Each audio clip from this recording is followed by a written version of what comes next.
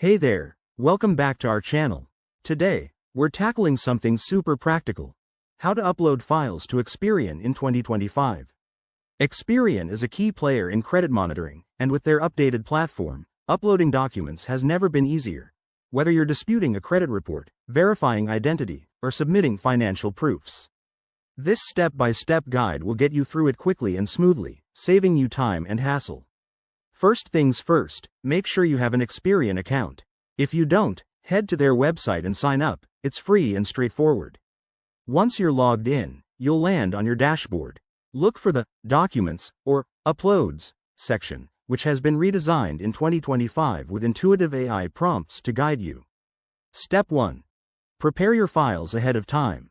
Experian now supports a wider range of formats like PDF, JPEG, and even secure encrypted files, but keep each one under 10 megabytes for smooth uploading. Double-check that your documents are clear and relevant to avoid any delays. Step 2. Click on the Upload Files button in the designated section. You'll see options to select files from your device, cloud storage, or even scan directly from your phone if you're on mobile. Step 3. Add details about your upload. In 2025, Experian requires a short description or category selection, like credit dispute or identity verification, to help process it faster. This step uses smart tech to auto-suggest based on your file type. Step 4. Review everything on the preview screen. Check for errors, ensure all files are attached, and hit Submit.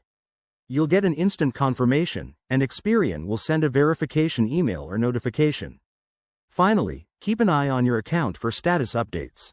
Most uploads are processed within 24 to 48 hours, but if you run into issues, their 24/7 chat support is top-notch. That's all for this quick tutorial. Uploading files to Experian doesn't have to be overwhelming. Follow these steps, and you're good to go.